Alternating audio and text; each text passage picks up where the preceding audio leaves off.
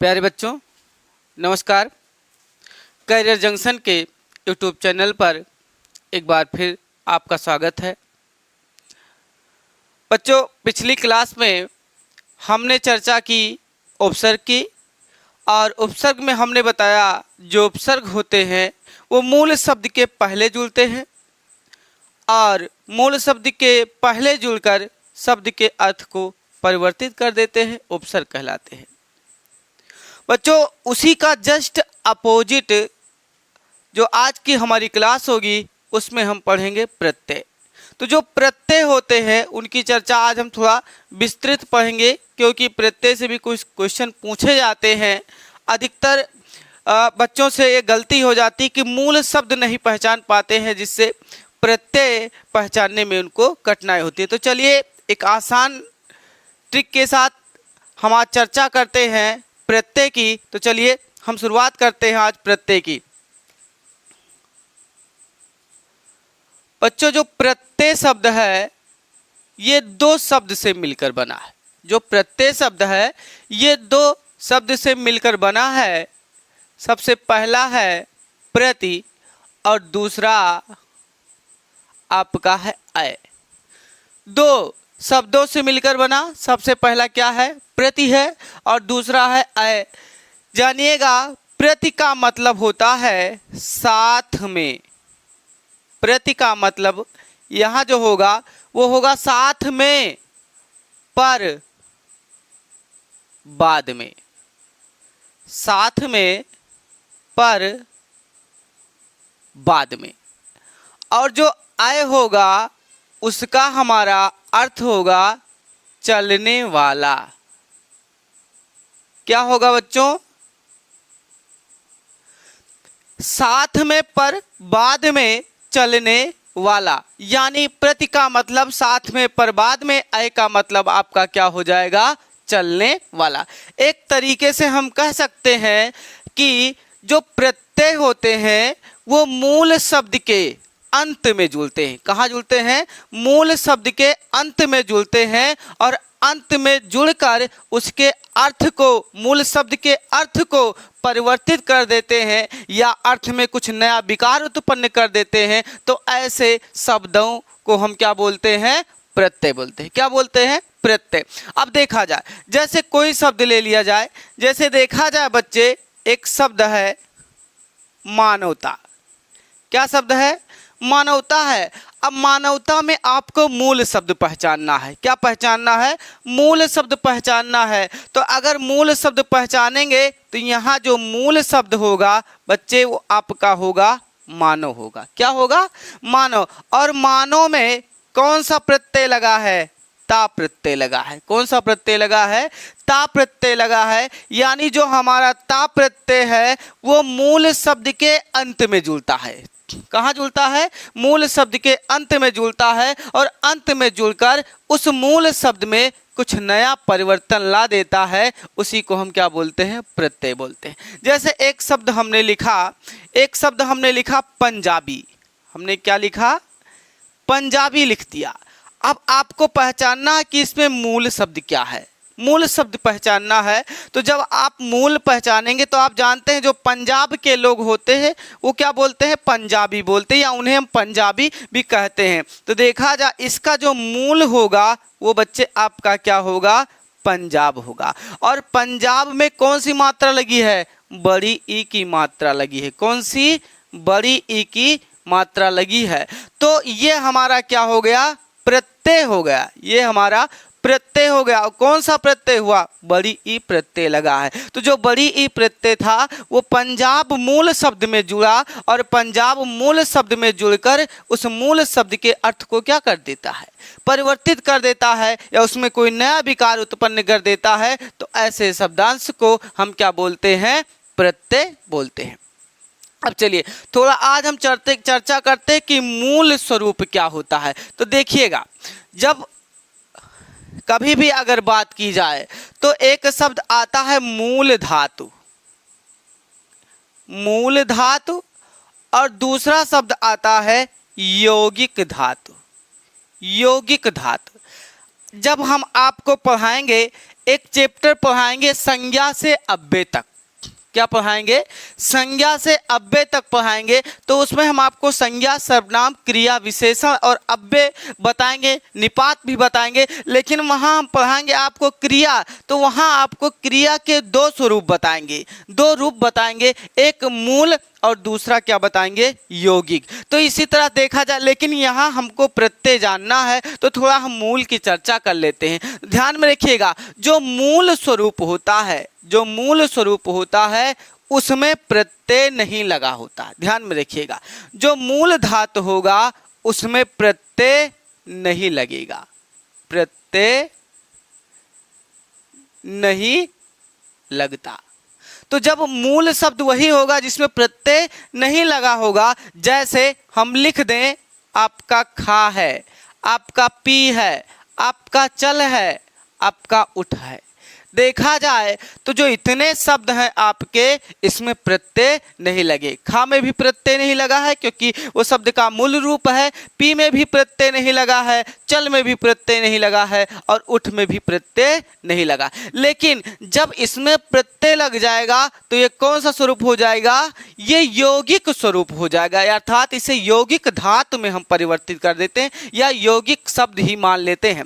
तो ध्यान में रखिएगा, जैसे अब खा में हमने प्रत्यय लगा दिया, कौन सा लगा दिया? ना लगा दिया। तो ध्यान में रखिएगा, ये एक शब्द बन जाएगा क्या? खाना।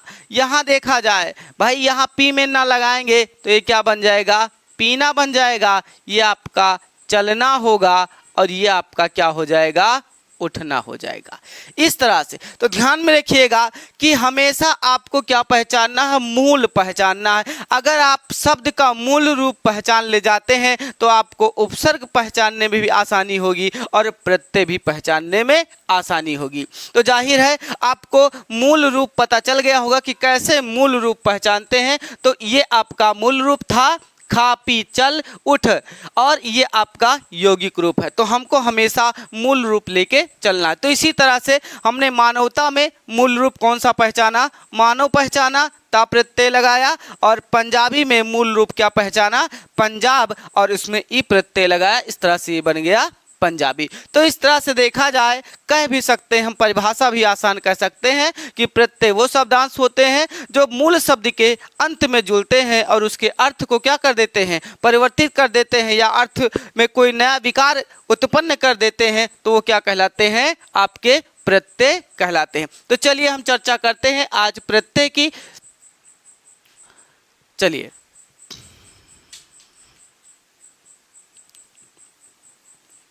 बच्चों, देखा जाए तो जो हमारा प्रत्यय होता है, प्रत्यय प्रमुख रूप से दो प्रकार के होता है। कितने प्रकार का? दो प्रकार का होता है। सबसे पहला जो प्रत्यय होता है बच्चे, वो आपका होता है कृत प्रत्यय होता है। कौन सा प्रत्यय होता है? कृत प्रत्यय होता है। और जो दूसरा प्रत्यय होगा आपका, उसे हम कहते हैं तद्धित प्रत्यय। कौन सा प्रत्यय कहते हैं? तद्धित प्रत्यय कहते हैं। अब देखिएगा, कभी भी आपसे क्वेश्चन पूछे, ये आपके प्रत्यय के भेद हैं। क्या है? भेद। कभी भी आपसे प्रत्यय के भेद पूछेगा तो प्रत्यय के मुख्यतः कितने भेद हैं? दो भेद हैं। एक कृत प्रत्यय है और दूसरा कौन सा प्रत्यय है? तद्धित प्रत्यय। तो चलिए हम चर्चा थोड़ा करते हैं कृत प्रत्यय की। ध्यान में रखिएगा, एक क्वेश्चन और पूछा आता, कभी कभी पूछा आता, कृदंत क्या होता है? तो ध्यान में रखिएगा, जो कृत प्रत्यय से बने शब्द होंगे, जो कृत प्रत्यय से बने शब्द होंगे, उन्हें हम कृदंत कहते हैं। उन्हें हम क्या कहते हैं? कृदंत कहते हैं। क्यों? क्योंकि ये कृत प्रत्यय से बनेंगे। और जो तद्धित प्रत्यय से बनते हैं उन्हें हम बोलते हैं तद्धितांत बोलते हैं। उन्हें हम क्या बोलते हैं? तद्धितांत बोलते हैं। ये क्वेश्चन पूछा जाता है कभी कभी कि तद्धितांत क्या होते हैं, कृदंत क्या होते हैं। तो कृदंत वही होते हैं जो कृत प्रत्यय से बने होते हैं, उन्हें कृदंत कहेंगे, और जो तद्धित प्रत्यय से बने होते हैं उन्हें हम क्या बोलते हैं? तद्धितांत बोलते हैं। तो चलिए आज हम चर्चा करते हैं, स्टार्ट करते हैं प्रत्यय की। और प्रत्यय में सबसे पहला जो प्रत्यय है वो कृत प्रत्यय है। तो ध्यान में रखिएगा बच्चे, जो कृत प्रत्यय होते हैं इसका एक बिल्कुल सरल स्वभाव समझिए, सरल स्वरूप समझिएगा कि जो कृत प्रत्यय होते हैं वो हमेशा क्रिया के अंत में जुड़ते हैं। वो हमेशा किसमें? क्रिया के अंत में जुड़ते हैं। अगर क्रिया के अंत में जुड़ेंगे तो उन्हें हम क्या बोलेंगे? कृत प्रत्यय। और जो कृत से बनेंगे उन्हें हम कृदंत बोलेंगे। ध्यान में रखिएगा, कृत प्रत्यय हमेशा क्रिया के अंत में जुड़ते हैं, और जो हमारे तद्धित प्रत्यय होते हैं वो ध्यान में रखिएगा, वो जुड़ेंगे आपके संज्ञा, वो आपके जुड़ेंगे सर्वनाम, और वो आपके जुड़ेंगे विशेषण, विशेषण में भी जुड़ेंगे, और जो स्वरूप होगा वो आपका अव्यय भी होगा। यानी अगर संज्ञा के अंत में कोई प्रत्यय जुड़ता है तो उसे हम तद्धित मानेंगे, सर्वनाम के अंत में कोई प्रत्यय जुड़ता है तो उसे भी तद्धित मानेंगे, विशेषण या अव्यय के अंत में अगर कोई जुड़ता है तो उसे हम क्या बोलते हैं? तद्धित प्रत्यय के अंतर्गत रखते हैं। तो चलिए सबसे पहले स्टार्ट करते हैं कृत प्रत्यय। जानते हैं कि कृत प्रत्यय क्या होते हैं और इनसे संबंधित जो हमारे उदाहरण है, जो हमारे एग्जाम्पल हैं, उनकी चर्चा हम करते हैं। चलिए स्टार्ट करते हैं।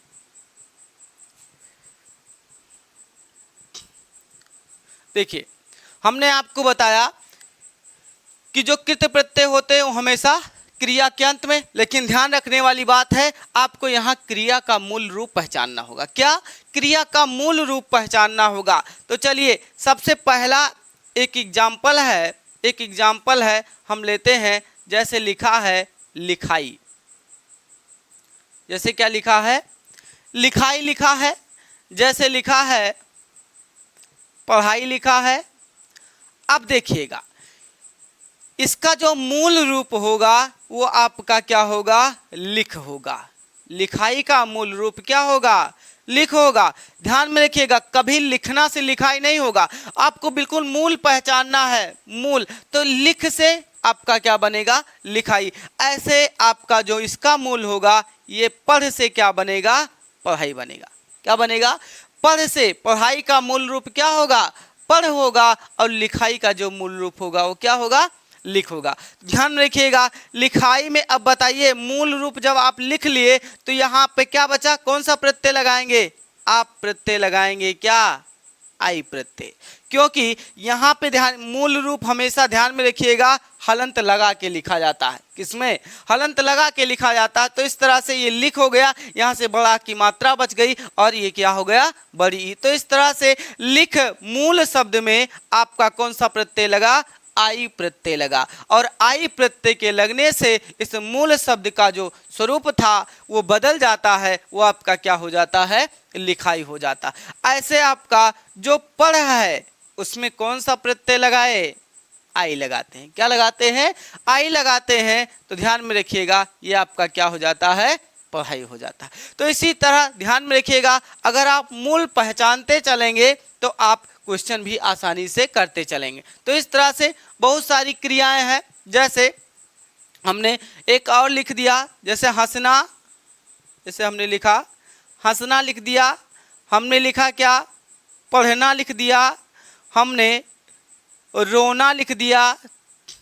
तो इस तरह से अब देखिएगा, यहाँ भी आपको मूल पहचानना है। ठीक, यहाँ हमने लिख दिया जाना लिख दिया, यहाँ हमने लिख दिया खाना लिख दिया, अब यहाँ हमने पीना लिख दिया। तो इस तरह से आप ध्यान में रखिएगा, ये सब क्रियाएं हैं। ये सब क्या है? क्रियाएं हैं, और क्रिया के अंत में प्रत्यय जुड़ रहे हैं। तो वो आपके कौन सा प्रत्यय होंगे? कृत प्रत्यय। पूछा आता, क्वेश्चन पूछने का तरीका भी होता है। जैसे आपको 4 ऑप्शन दे देता है, और 4 में से कोई ऑप्शन आपके क्रिया से संबंधित होगा, उसमें आप क्वेश्चन पूछेगा कि इनमें से कौन सा शब्द कृत प्रत्यय से निर्मित हुआ है, या अर्थात किस शब्द में कृत प्रत्यय का प्रयोग हुआ है। तो आप बताएंगे, क्योंकि कृत प्रत्यय जब आप क्रिया पहचानेंगे तो आप वहां बता पाएंगे कि इसमें कृत प्रत्यय है या तद्धित प्रत्यय। ध्यान में रखिएगा, यहाँ लिखा हंसना, यहाँ लिखा क्या? पढ़ना, रोना है, जाना है, खाना है और पीना। ये सभी आपकी क्या है? क्रियाएं हैं। लेकिन अब प्रत्यय अगर पूछेगा कि कौन सा प्रत्यय होगा इसमें, तो वही ध्यान में रखिएगा, आप फिर वही स्वरूप देखिएगा। आप क्रिया के मूल रूप पहचानना है। आपको क्या पहचानना है? क्रिया का मूल रूप पहचानना है। तो हंसना का मूल रूप क्या होगा? हंस होगा। क्रिया का मूल रूप क्या होता है? हंस होता है। और इसमें कौन सा प्रत्यय लगा है? ना प्रत्यय लगा। बचा क्या था? ना बचा था। तो ये ना हमारा क्या हो गया? ये हमारा ना हो गया आपका प्रत्यय हो गया। और ध्यान में रखिएगा, हंसना जो शब्द है वो क्या है, कृदंत कहते हैं, उसे हम क्या कहते हैं, कृदंत शब्द कहते हैं। ऐसे पढ़ना, इसका मूल रूप क्या होगा, पढ़ होगा। क्या होगा, पढ़ होगा। ध्यान में रखिएगा, जब घर में छोटे बच्चे होते हैं उनको जब डांट के पढ़ाया जाता है तो कहा जाता है क्या, पढ़ पढ़, बार बार कहा जाता है पढ़ पढ़। अर्थात ध्यान में रखिएगा, ऐसे जब उन्हें खाना खिलाया जाता है तो कहा जाता है खा खा खा, कहा जाता है कि नहीं कहा जाता। ऐसे पीना में पी पी कहा जाता है। तो इस तरह से क्रिया के मूल रूप का वहाँ हम क्या करते हैं, क्रिया के मूल रूप का आप देखिएगा, प्राथमिक स्तर की हिंदी की पुस्तकों में आप पढ़े होंगे, कविता के माध्यम से भी वहाँ बताया जाता है बच्चों को कि मोहन उठ बाजार जा, या कुछ तरीके से मंजन कर। ठीक, तो ध्यान में रखिएगा, तो इस तरह से वहाँ आपको पढ़ाया जाता है क्रिया का मूल रूप। तो क्रिया का जो मूल रूप होगा वो आपका यहाँ पढ़ होगा, और पढ़ में यहाँ कौन सा प्रत्यय लग गया, ना प्रत्यय लग गया, ये आपका क्या हो गया। ठीक, ऐसे रोना, रोना में भी क्या है, रो आपका मूल रूप है, और यहाँ भी क्या हो जाएगा आपका ना प्रत्यय होगा। यहाँ भी आपका जा मूल रूप हो जाएगा और ना आपका क्या हो जाएगा, प्रत्यय हो जाएगा। अर्थात यहाँ आपका खा मूल रूप हो जाएगा और ना आपका क्या हो जाएगा, प्रत्यय हो जाएगा। ऐसे यहाँ आपका पी मूल रूप हो जाएगा और ना आपका क्या हो जाएगा, प्रत्यय हो जाएगा। ध्यान में रखिएगा, तो इस तरह ध्यान में रखिए कि अगर आपके क्रिया के अंत में कोई प्रत्यय जुड़ता है, क्योंकि ये सभी क्रियाएं हमने जितनी भी बात बताई ये आपकी क्या है, अभी तक सभी आपकी क्या है, क्रिया है, और क्रिया के अंत में क्या जुड़ रहा है, प्रत्यय जुड़ रहा है। तो वो कौन सा प्रत्यय होगा, आपका कृत प्रत्यय होगा। और कृत प्रत्यय से निर्मित जो शब्द होगा वो आपका क्या हो जाएगा, कृदंत हो जाएगा। क्या हो जाएगा, कृदंत हो जाएगा।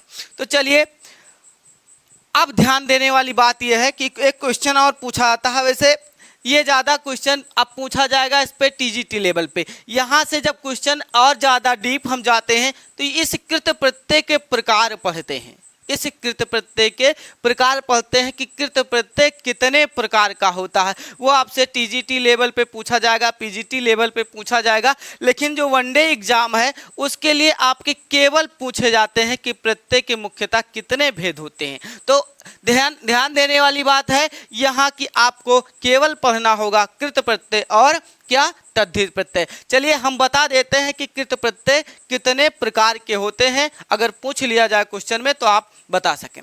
चलिए,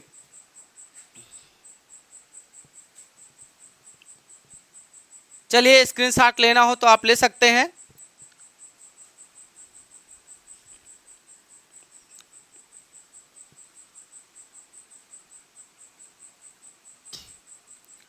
देखिएगा, अब अगर पूछा जाए कि कृत प्रत्यय कितने प्रकार का होता है तो हम बता सकते हैं कि कृत प्रत्यय प्रमुख रूप से, कृत प्रत्यय प्रमुख रूप से आपका 5 प्रकार का होता है।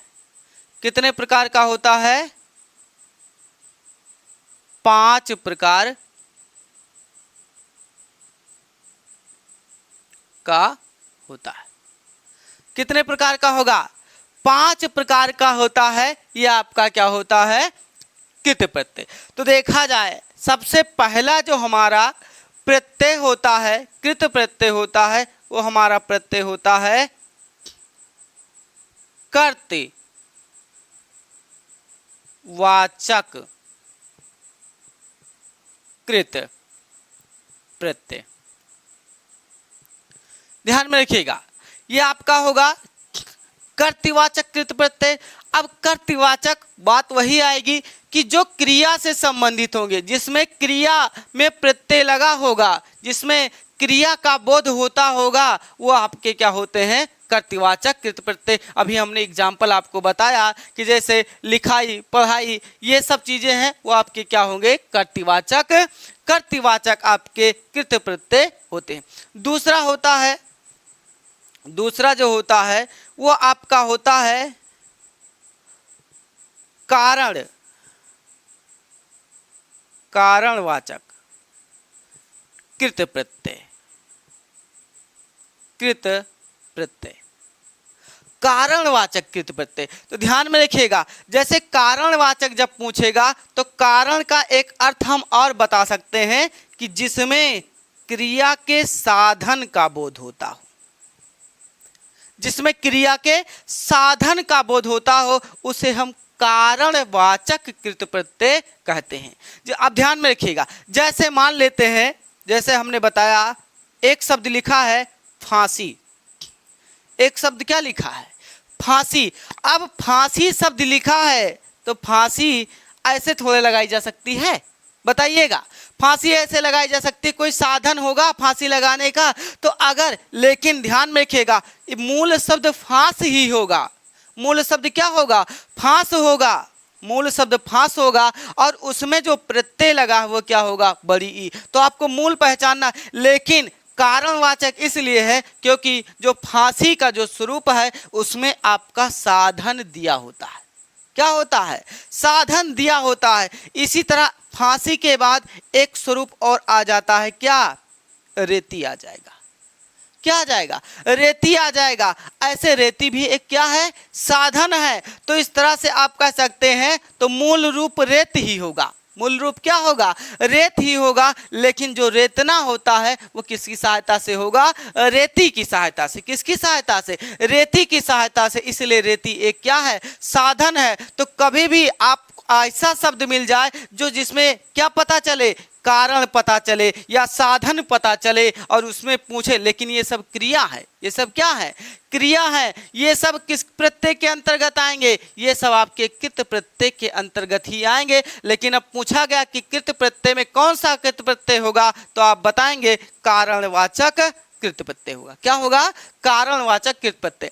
चलिएगा, जो तीसरा स्वरूप होगा, जो तीसरा स्वरूप होगा बच्चे, वो आपका होगा,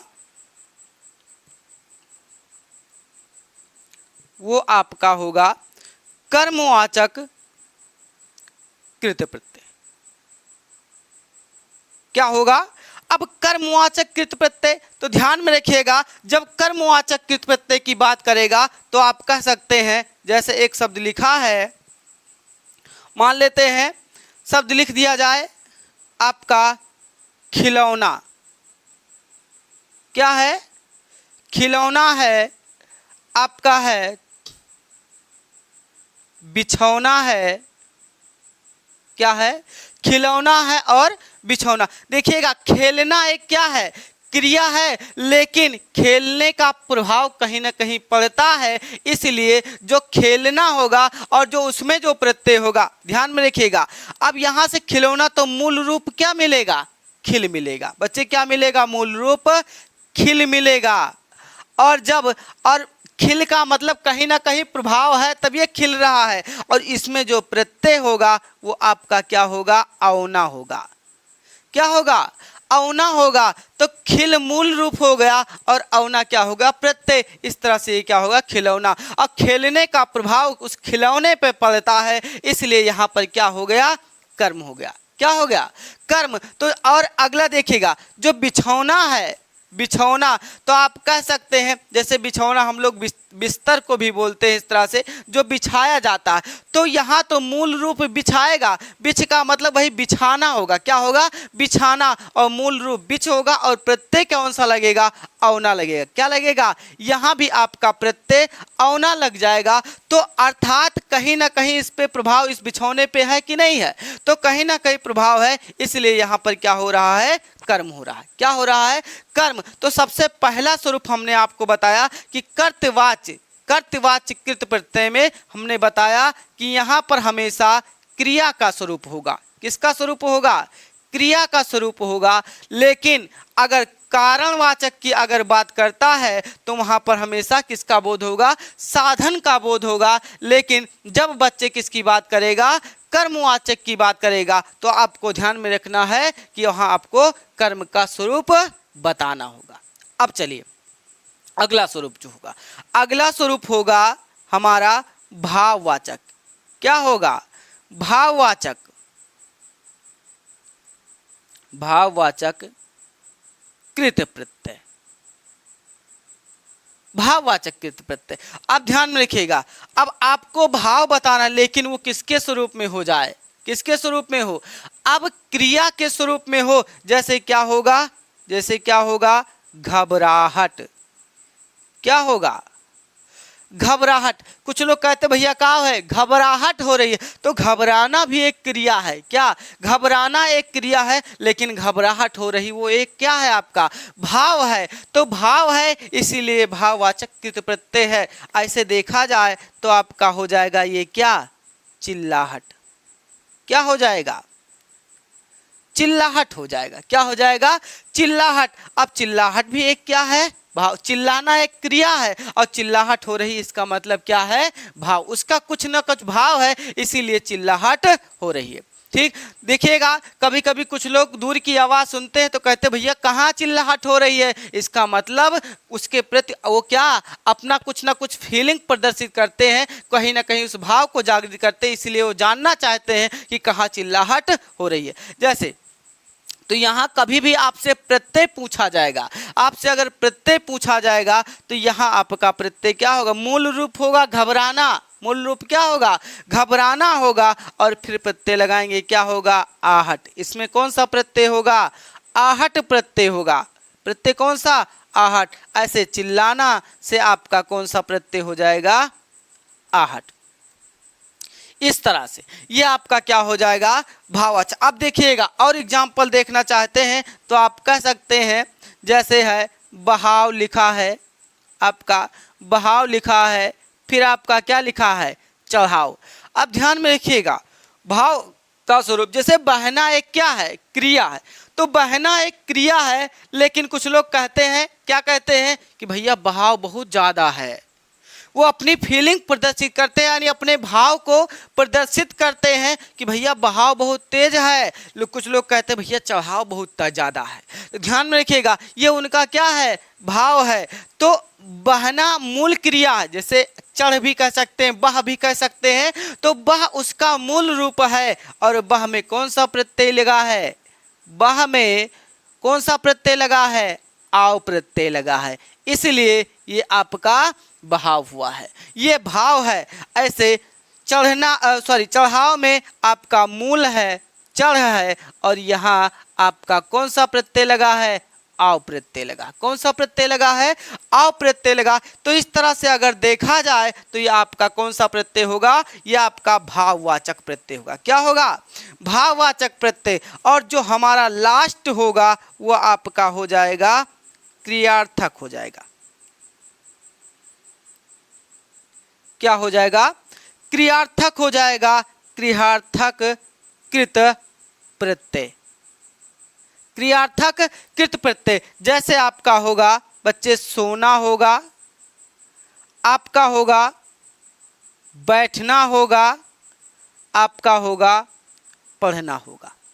इस तरह से देखा जाए तो कभी भी आपसे पूछा जाए कि ये कृत प्रत्यय कितने प्रकार का होता है, तो आप बताएंगे कि जो कृत प्रत्यय होता है वह प्रमुख रूप से कितने प्रकार का होता है? 5 प्रकार का होता है। ठीक, सबसे पहला जो कृत प्रत्यय होता है उसे हम कर्तृवाचक कृत प्रत्यय कहते हैं। ठीक, और जिसमें क्रिया का स्वरूप पाया जाता है। और दूसरा जो कारणवाचक होता है, अर्थात जब साधन दिया होता है तो वहाँ पर भी कृत प्रत्यय होता है, लेकिन जब क्रिया के साथ उसके साधन का बोध होता है तो उसे हम कारणवाचक कृत प्रत्यय कहते हैं। अगला स्वरूप देखा जाए, अगला जो स्वरूप होगा उसे हम कहेंगे कर्मवाचक कृत प्रत्यय, अर्थात जिसमें क्रिया के साथ साथ उसके कर्म का बोध हो। क्रिया के साथ साथ उसके अगर कर्म का बोध होता है तो वहां पर कौन सा? कर्मवाचक कृत प्रत्यय होता है। अगला स्वरूप भाववाचक, जिसमें क्रिया के साथ साथ उसके भाव का बोध हो जाए, वो आपका क्या होता है? भाववाचक। और जो क्रियार्थक शब्द है यह हमेशा क्रिया के अर्थ में इसका स्वरूप मिलता है, इसलिए सोना, बैठना और पढ़ना इस तरह के जो स्वरूप होते हैं वो हमारे क्या होते हैं? क्रियार्थक होते हैं। क्या होते हैं? क्रियार्थक होते हैं। तो इस तरह से आपके पूछा जाता है, कभी भी आपसे पूछा जाए कि आपके जो कृत प्रत्यय होते हैं वो कितने प्रकार के होते हैं, तो बच्चे कृत प्रत्यय कितने प्रकार के हो गए? 5 प्रकार के कृत प्रत्यय होते हैं। चलिए स्क्रीनशॉट ले लीजिएगा। अब देखिएगा, आप जितने एग्जाम्पल लेते जाएंगे उतने आपको एग्जाम्पल मिलते जाएंगे, ठीक है। बहुत सारे एग्जाम्पल होंगे, सभी एग्जाम्पल को बताया नहीं जा सकता है, लेकिन ध्यान में रखिएगा, अगर आपको मूल रूप पहचानना है और आप जानते हैं कि कृत प्रत्यय कितने प्रकार के होते हैं, तो इस तरह से आप पार्ट में भी पहचान सकते हैं कि कौन सा कृत प्रत्यय होगा। चलिए स्क्रीनशॉट ले लीजिए। अगला जो स्वरूप हमारा है वो तद्धित प्रत्यय का है। चलिए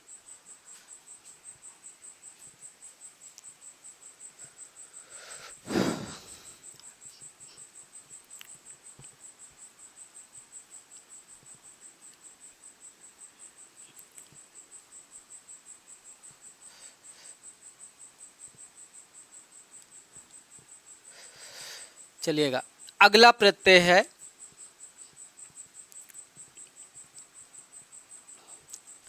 तद्धित प्रत्यय।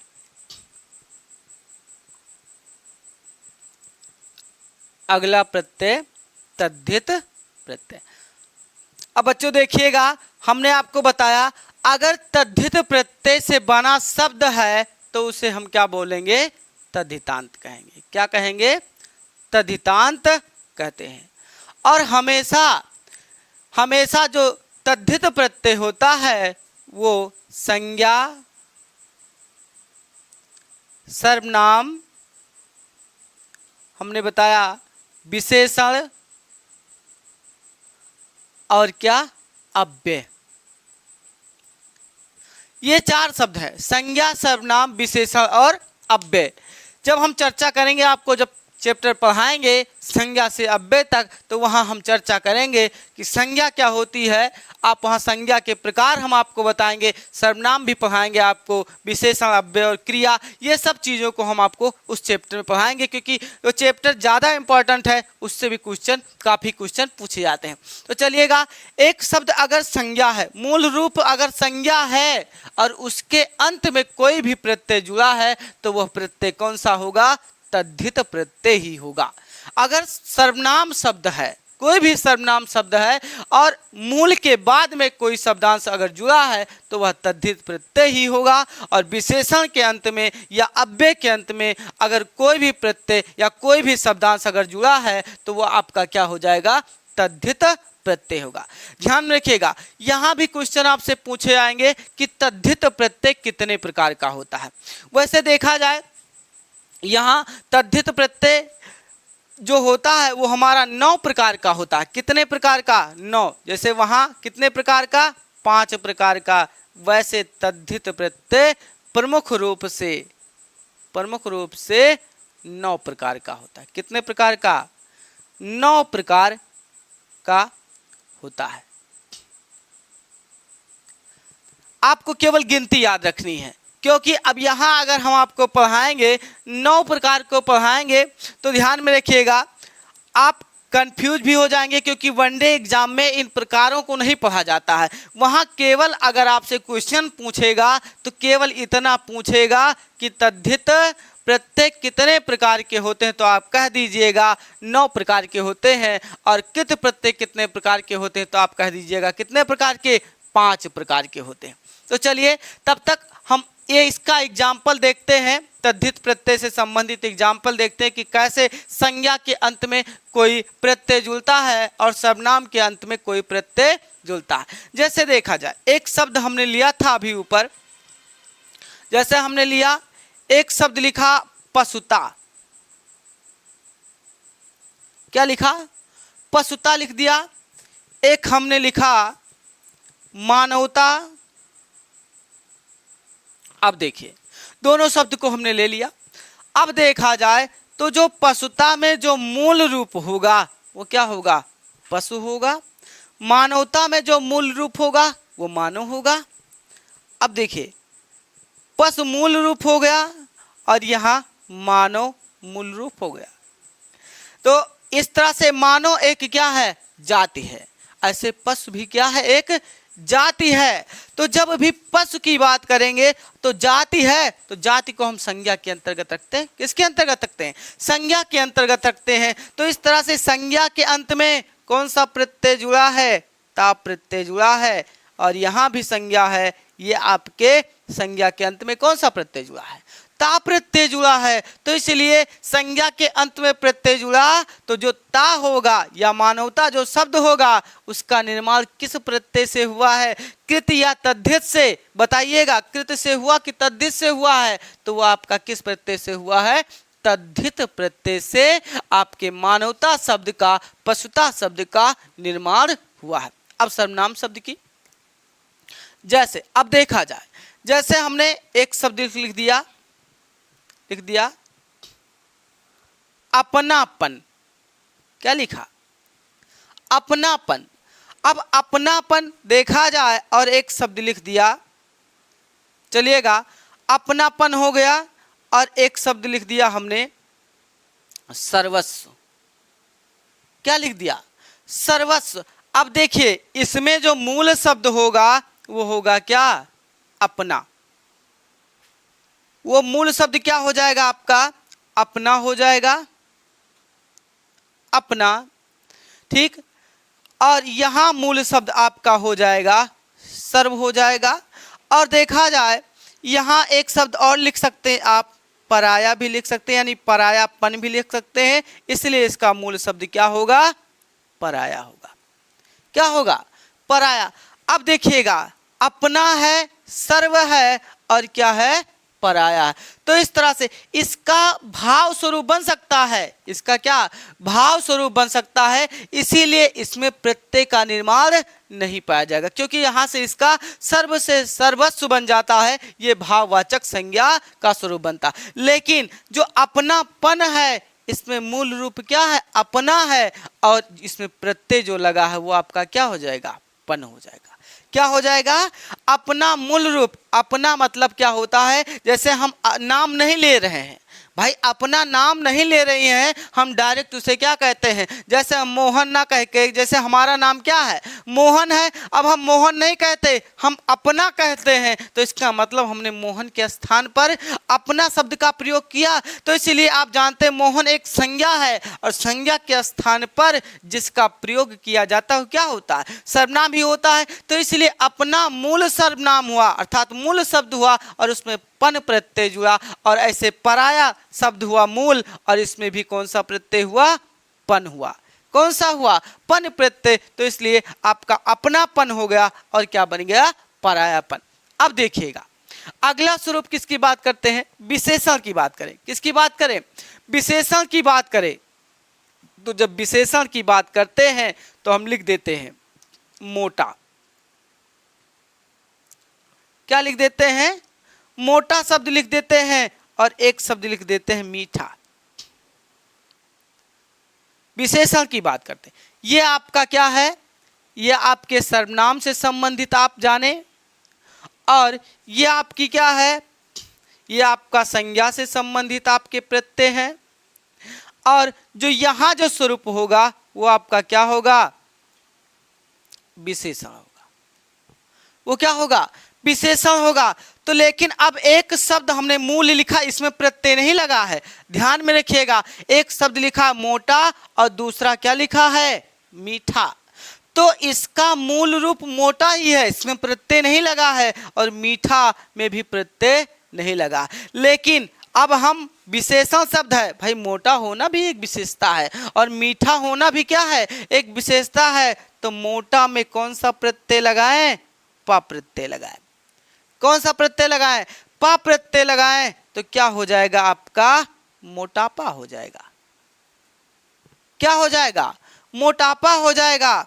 और ऐसे मीठा में आपका प्रत्यय लगा, आस प्रत्यय लगा। कौन सा? आस प्रत्यय लगा। तो क्या हो जाएगा? आपका मिठास हो जाएगा। क्या हो जाएगा? मिठास। तो कभी भी कोई पूछे कि मोटापा में कौन सा प्रत्यय होगा तो आप मूल को पहचानेंगे। किसको पहचानेंगे? मूल को पहचानेंगे। तो ध्यान में रखिएगा, अगर आप मूल को पहचान ले जाते हैं तो आपको प्रत्यय पहचानना आसान हो जाएगा। तो इस तरह से मूल आपका मोटा होगा। जैसे ध्यान में रखिएगा, एक हमने मूल शब्द लिखा खट्टा।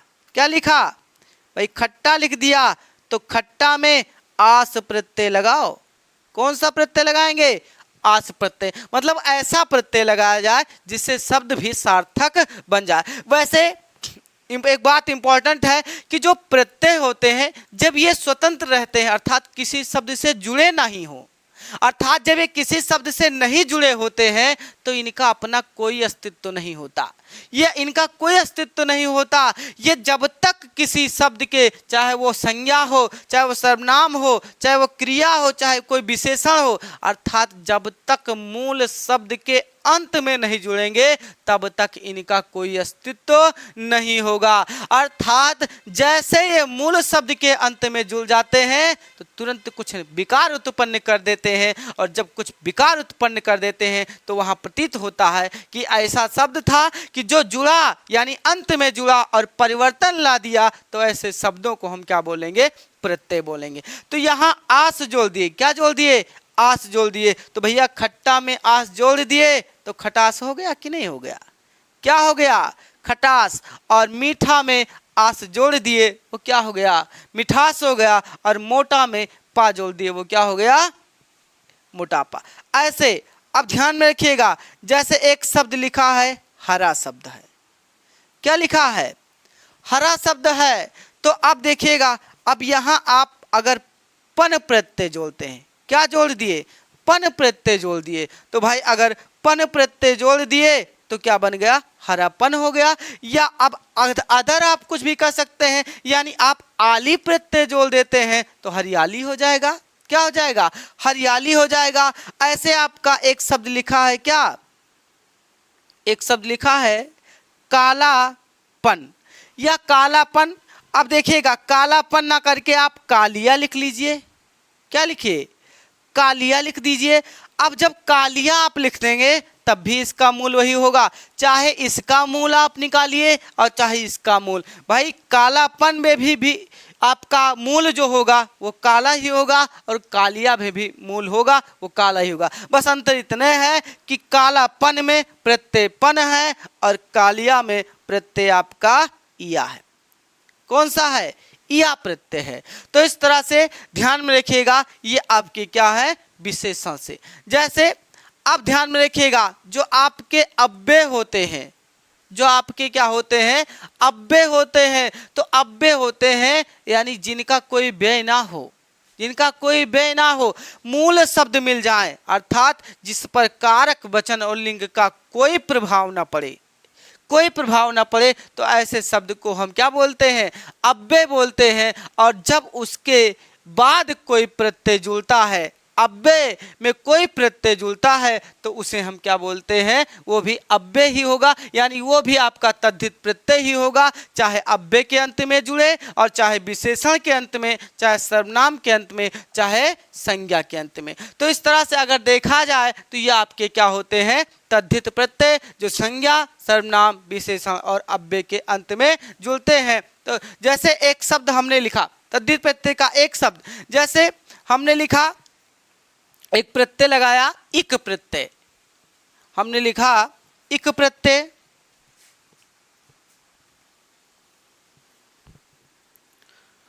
चलिएगा, बताइएगा आप लोग, इक प्रत्यय से जैसे हमने लिखा इक प्रत्यय। अब ध्यान में रखिएगा, इक प्रत्यय एक शब्द हमने लिखा, क्या लिखा? ऐतिहासिक। क्या लिखा हमने? ऐतिहासिक लिखा। और एक शब्द और लिखा हमने लिख दिया धार्मिक। हमने क्या लिखा? धार्मिक लिखा। अब ऐतिहासिक लिख दिया हमने, और हमने क्या लिखा? आपका धार्मिक लिखा। अब ऐतिहासिक का मूल आपको पहचानना है और धार्मिक का मूल पहचानना है। तो देखिएगा, इतिहास मूल रूप क्या बनेगा? इतिहास बनेगा। क्या बनेगा? इतिहास। और ये भाववाचक है, ये क्या है? भाववाचक है।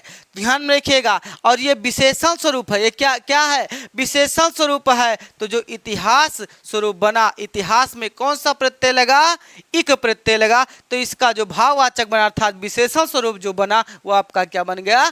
ऐतिहासिक बन गया। ऐसे यहाँ भी मूल रूप जो हो गया वो आपका क्या हो गया, धर्म हो गया। और देखा जाए धर्म में कौन सा प्रत्यय लगा, इक प्रत्यय लगा। ऐसे इतिहास में कौन सा प्रत्यय लगा, इक प्रत्यय लगा। तो भाववाचक अर्थात विशेषण स्वरूप में जब जाएगा ये दोनों, तो ये आपका हो जाएगा धार्मिक हो जाएगा और ये आपका क्या हो जाएगा, ऐतिहासिक हो जाएगा। यानी आपका जो मूल है वो इतिहास है, वो आपका मूल है क्या है, धर्म। तो इस तरह से जब आप मूल पहचानेंगे तो आप पहचानेंगे कि ये तद्धित प्रत्यय है, कि ये आपका क्या है, कृत प्रत्यय। तो इस तरह से अगर देखा जाए तो कभी भी पूछे तो आप कृत प्रत्यय 5 बताएंगे और तद्धित प्रत्यय की संख्या कितनी बचाएंगे, 9। बस अंतर इतना है, यही जानना है आपको कि बस संज्ञा सर्वनाम विशेषण और अव्यय के अंत में जुड़े तो ये तद्धित कहलाएंगे। ठीक इनसे निर्मित शब्द आपके तद्धितांत कहलाएंगे। और ये आपके अगर कृत प्रत्यय के अंत में अर्थात क्रिया के अंत में जुड़ते हैं तो आपके कृत प्रत्यय कहलाएंगे। और कृत प्रत्यय से निर्मित जो शब्द होगा उसे हम क्या कहेंगे, कृदंत प्रत्यय कहेंगे। जैसे एक एग्जाम्पल ऐसे और देख लेते हैं। जैसे बताइएगा, जैसे एक शब्द लिखा है ममेरा, ममेरा। अब पूछा गया आपसे कि ममेरा कृत प्रत्यय से निर्मित है कि तद्धित प्रत्यय से निर्मित है। अगर आपसे पूछे फुफेरा, जैसे आपसे पूछे चचेरा, जैसे आपसे पूछे चचेरा, अब आपको बताना है कि ये सारे जो शब्द लिखे गए हैं इनका निर्माण तद्धित प्रत्यय से हुआ है कि इनका निर्माण कृत प्रत्यय से हुआ है। तो ध्यान में रखिएगा भाई, मामा का लड़का जो होता है उसे ममेरा कहा जाता है कि भैया कहा है, ममेरा भाई है। तो किसका लड़का है, मामा का लड़का है। तो मामा एक शब्द है, मामा क्या है, एक शब्द है। और ध्यान में रखिएगा हमने बताया था जब रिश्ते की बात की जाती है तो वहाँ संज्ञा जो होती है वो जातिवाचक संज्ञा होती है। क्योंकि भाई आप जानते हैं नाम तो मामा का नाम मामा ही नहीं है, ठीक है, मामा का नाम कुछ भी होगा, मोहन होगा, सोहन होगा, इस तरह से। ठीक, तो लेकिन उसके स्थान पर प्रयोग किया गया है, यानी अब मामा शब्द का प्रयोग किया गया है, जाति में रखा गया है, इसलिए संज्ञा शब्द बना। क्या बना, संज्ञा। तो मामा से क्या बन गया, ममेरा बन गया। इसलिए संज्ञा के अंत में ये जुड़ा है, ऐसे वो तद्धित होगा। यानी फूफा से फुफेरा बना और चाचा से क्या बन गया, चचेरा बन गया। तो ये सारे शब्द क्या है, संज्ञा है। और संज्ञा से निर्मित अगर शब्द है या संज्ञा के अंत में सब में एरा प्रत्यय लगा, कौन सा प्रत्यय लगा है, सब में आपका एरा प्रत्यय लगा, सब में आपका एरा प्रत्यय लगा है। तो कोई भी पूछे कि इसमें प्रत्यय कौन सा है, ममेरा में, फुफेरा में, चचेरा में, तो आप बताएंगे कौन सा प्रत्यय, एरा प्रत्यय बताएंगे। और जो ये सारे शब्द हैं उनका निर्माण किस प्रत्यय से हुआ, तद्धित प्रत्यय से हुआ है। और सारे के सारे शब्द हमारे क्या हैं, तद्धितांत हैं। चलिए अब ध्यान में रखिएगा, कभी कभी पूछा जाता है इतिहास या स्रोत के आधार पर, आगे पूछा जाता है कभी कभी इतिहास या स्रोत के आधार पर प्रत्यय कितने प्रकार के होते हैं, इतिहास या स्रोत के आधार पर। चलिए चर्चा करते हैं। वैसे वनडे एग्जाम में केवल यहीं से पूछे जाते हैं तद्धित प्रत्यय और कृत प्रत्यय, ये इंपॉर्टेंट है। लेकिन चलिए चर्चा करते हैं, टीजीटी लेवल पे आपसे क्वेश्चन पूछा गया है तो उसकी चर्चा हम कर ही लेते हैं। चलिए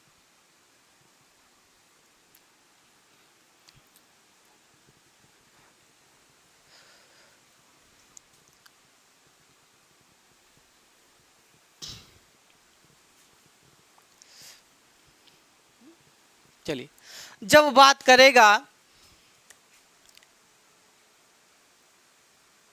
इतिहास या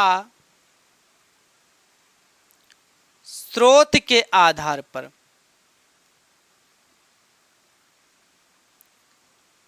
इतिहास या स्रोत के आधार पर प्रत्यय कितने प्रकार के होते हैं, क्या प्रत्यय कितने प्रकार के होते हैं, तो आप बताइएगा कितने प्रकार के, 4 प्रकार के होते हैं। कितने प्रकार के, 4 प्रकार के होते हैं। आप जानते हैं, आसान है।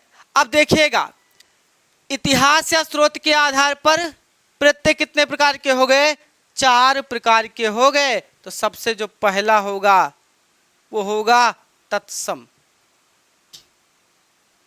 वो क्या होगा? तत्सम प्रत्यय होगा। और दूसरा होगा तद्भव प्रत्यय होगा। क्या होगा? तद्भव प्रत्यय। तीसरा जो प्रत्यय होगा वो आपका देशज प्रत्यय होगा। क्या होगा? देशज प्रत्यय होगा। और जो चौथा स्वरूप हो जाएगा वो आपका क्या होगा? विदेशज प्रत्यय। क्या होगा? विदेशज प्रत्यय। वैसे जब हम पढ़ाएंगे आपको शब्द भेद तो वहां हम आपको पढ़ाएंगे कि तत्सम, तद्भव, देशज और विदेशज पढ़ाएंगे। लेकिन अब चर्चा कर ही लिए हैं तो ध्यान देने वाली बात है। तो तत्सम प्रत्यय की अगर बात करें तो एक बिल्कुल सरल में आप जान लीजिएगा कि जो हमारे संस्कृत निष्ठ अर्थात जो शुद्ध शब्द होते हैं, जो क्या हमारे शुद्ध शब्द होते हैं, और अगर शुद्ध शब्द के अंत में अगर कोई प्रत्यय मिल जाए तो आपका क्या होता है? तत्सम प्रत्यय। कौन सा प्रत्यय हो जाएगा? तत्सम प्रत्यय हो जाएगा। जैसे क्या है? जैसे हमने लिखा आपका गरिमा लिखा। जैसे क्या लिखा? गरिमा लिख दिया। जैसे हमने लिखा महिमा लिखा। क्या लिख दिया? गरिमा लिख दिया। और क्या लिखा? महिमा लिखा। तो इस तरह से अगर देखा जाए तो इसका जो मूल रूप होगा, इसका जो मूल रूप होगा, जैसे यहां से इसका जो मूल रूप होगा वो क्या हो जाएगा? क्या हो जाएगा? जो गर्म हो जाएगा। क्या होगा? गर्म। क्योंकि शुद्ध स्वरूप लिखेंगे यहां और इसका स्वरूप होगा वो क्या होगा? महान होगा। क्या होगा? और वैसे महान को हमने आपको संधि पढ़ाया होगा तो महान को मह से भी लिख लिया जाता है। महान को किससे लिख लिया जाता है?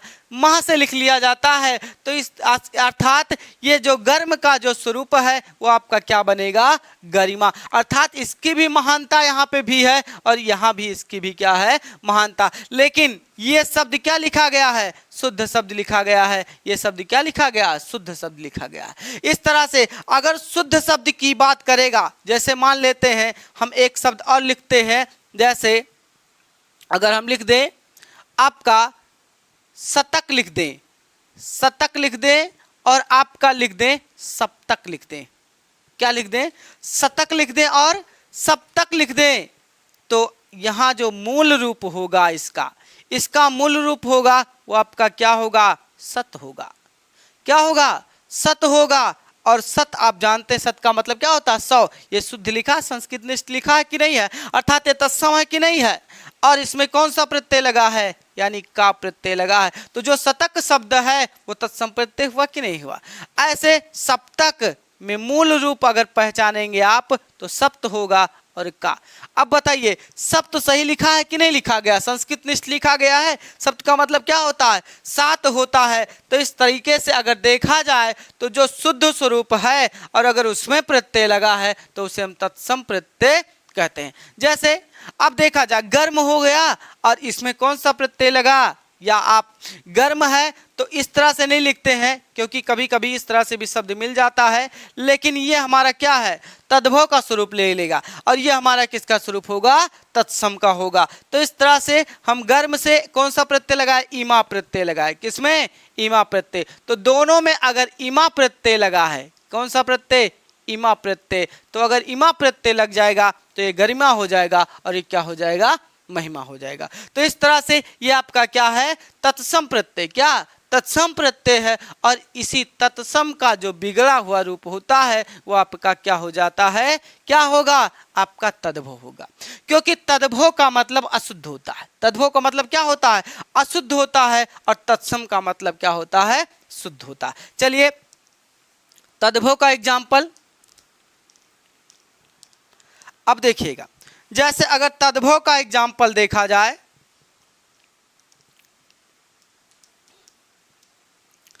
जैसे लिखा है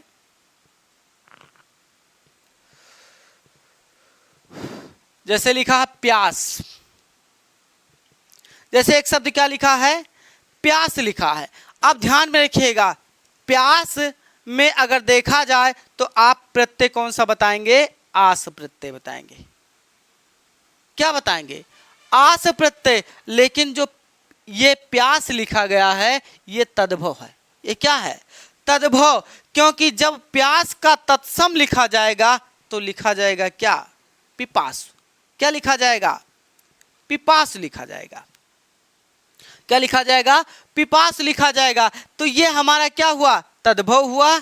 और ये हमारा क्या हुआ? तत्सम हुआ। और यानी अगर तद्भव में कोई प्रत्यय लगा है, यानी तद्भव शब्द में कोई प्रत्यय लगा है, तो आपका कौन सा प्रत्यय होगा? तद्भव प्रत्यय। कौन सा प्रत्यय होगा? तद्भव प्रत्यय। तो ऐसे देखा जाए तो अगर स्वरूप हो जाए यहाँ पर लिखास, क्या हो जाए? लिखास हो जाए। तो लिखास में आप देखिएगा लिखना से लिखास बना, लेकिन अगर मूल रूप पहचाने तो लिख। तो जब लिख लिखेंगे तो अगर देखिएगा लिख लिखेंगे तो लिख स्वरूप में तत्सम हो जाएगा। देखा जाए तो अगर लिख यहाँ लिख लेते हैं तो ये आपका मूल रूप हो जाएगा। क्या हो जाएगा? मूल रूप। लेकिन अगर देखा जाए तो इसका जो संस्कृत का स्वरूप होगा वो इससे क्या हो जाएगा? हटकर होगा। लेकिन तो तद्भव में इसका स्वरूप लिखा जाएगा, इसलिए ये कभी कभी लिखना लिख के आता। क्या? लिखना। तो जब लिखना लिख के आएगा तो किस में चला जाएगा? तद्भव में। और उसमें प्रत्यय क्या मिल जाएगी? आस मिल जाएगी। क्या मिल जाएगी? आस मिल जाएगी। तो ये भी आपको किसके अंतर्गत आ जाएगा? तद्भव के अंतर्गत आ जाएगा। ऐसे देखा जाए तो यानी अगर तद्भव से संबंधित हैं, अशुद्ध शब्द से हैं, तो आपके क्या हो जाएंगे? तद्भव हो जाएंगे। अगली चर्चा देशज की। अब देखिएगा देशज का जो मतलब होता है वो होता है देश में जन्मा। क्या होता है? देश में जन्मा। तो जिसने देश में जन्म लिया हो वो क्या हो जाएगा? आपका देशज हो जाएगा। क्या हो जाएगा? देशज। जैसे कुछ लोग कहते हैं भैया का होगा? घुमक्कड़ है। का है? घुमक्कड़ है।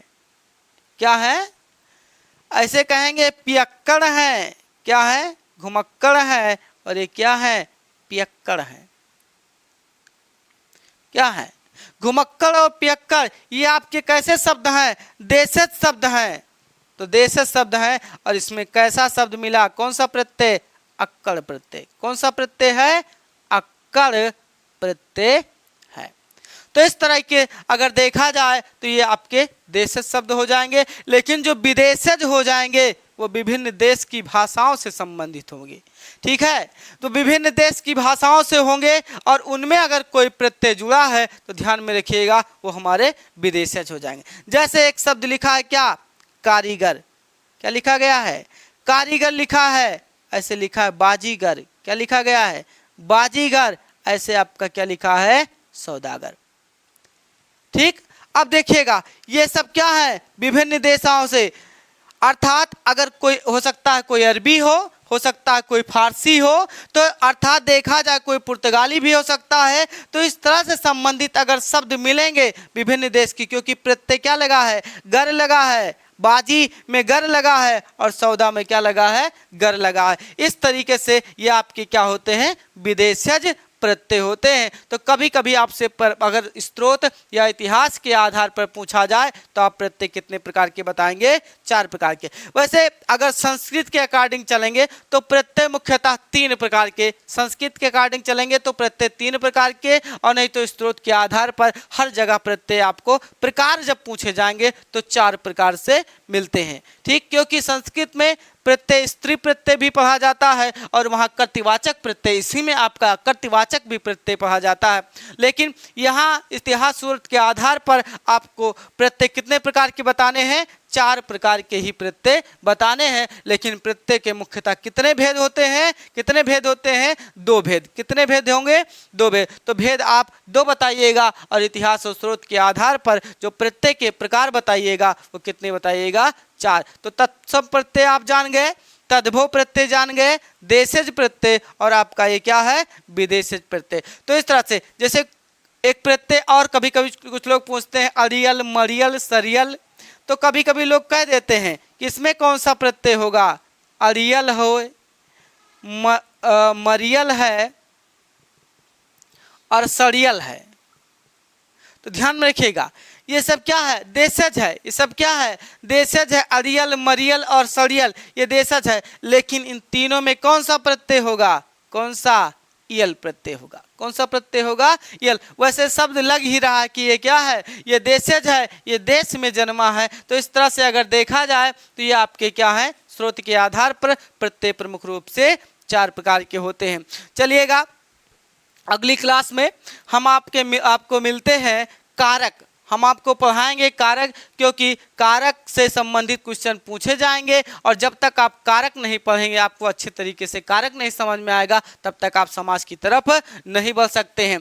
तो चलिए, अगर आपको प्रत्यय पहचानना है तो आपको मूल शब्द याद रखने होंगे, और अगर आप मूल पहचान गए तो बस ये जानिएगा कि अंत में जुड़ते हैं वो प्रत्यय होते हैं, और अगर पहले जुड़ते हैं तो क्या होते हैं, उपसर्ग। तो इतना आप तैयार करके आइएगा, और अगर कोई भी प्रॉब्लम होगी तो आप कमेंट बॉक्स में बताइएगा। और ध्यान में रखने वाली बात है कि आप अगर चीज़ें समझ में आती हैं तो थोड़ा आप अपने दोस्तों में भी शेयर करते रहिएगा, जिससे हम लोगों को भी थोड़ा एनर्जी मिल सके और अच्छे तरीके से और ज़्यादा अच्छे तरीके से आपको समझा सके। जितना भी आप कमेंट अच्छे करेंगे, जितना भी कमेंट में हमको बताएंगे, जो कमियां होंगी उनको दूर किया जाएगा और आपको बेहतर से बेहतर प्रदान किया जाएगा। चलिए आज के लिए इतना ही, अगली क्लास में मिलते हैं, तब तक के लिए धन्यवाद।